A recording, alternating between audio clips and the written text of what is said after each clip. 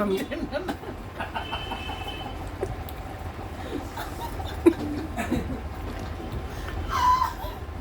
అమ్మా అమ్మా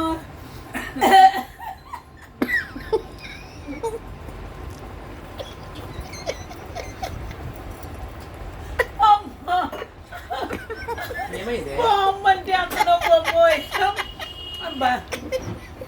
మా తాతయ్య ఇలా చీప్ మీద బడేలు మన ఎత్తి సాయంత్రం వరకు నువ్వే నేను ఇంకా మా తాతయ్య సౌండ్ లేకుండా వేసారు కదా. కడక మనిషి మా ఇంటికి వచ్చిందండి.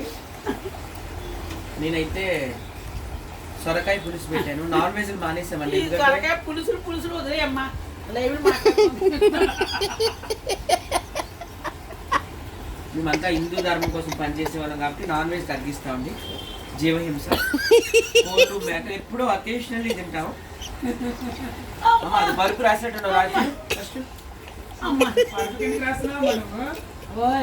రోజా అనే ఒక పంది, కర్రీ పంది, పవన్ కళ్యాణ్, నారాయణమూర్తి, శ్రీకాళహస్తి ఎన్ని డెవలప్ చేశాడండి చంద్రబాబు నాయుడు.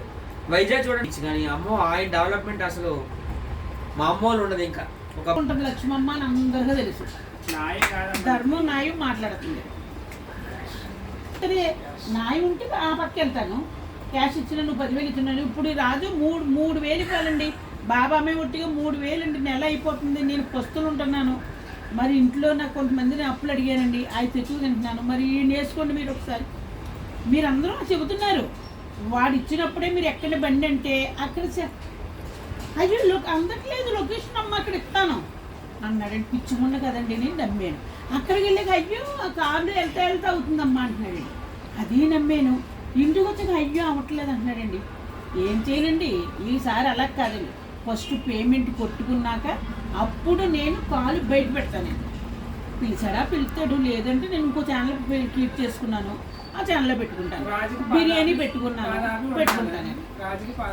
నువ్వు ఇయ్యి ఒక 500 ఇవ్వి అంటే అదే మరి నువ్వు ఒక 500 ఇవ్వి. ఎంత తెలివైనడు 3 ఇల్లు కొన్నాడండి. అండి 2 ఎకరాల పొలం కొన్నాడు. ఎవరు కొంటాడండి అలాగా? ఎక్కడ కష్టంతో కొన్నాడండి. మరి గవర్నమెంట్ హాస్పిటల్లో పనిచేస్తున్నాడండి రామారావు. దాంట్లో 25,000 నెలకో 20 ఏళ్ళు ఇడుకో 25 నెలలు వచ్చి 50,000. కనీసం ఒక 10,000 ఇంటికి పోనీ 20,000 ఇంటికి తీసేయండి. 30,000 అలా పట్టుకెళ్ళి అలా బ్యాంకులో వేసుకొచ్చండి. ఏమీ తిండి ఫ్రిడ్జ్లో చూసానండి. ఫ్రిడ్జ్లో ఏమీ లేదండి. ఒక వంకాయ కానీ బెండకాయ కానీ బీరకాయ కానీ ఏదీ లేదు. ఫ్రిడ్జ్ ఎందుకు కొనుక్కున్నావు రాజు అని అడిగారు. అంటే ఆహా అని అడుగుతున్నాడు. ఏం చెప్తానండి. నా ఫ్రిడ్జ్ చూడండి మొత్తం నిండిపోయినాయండి. చాలే నాయన ఇంకా ఆపు.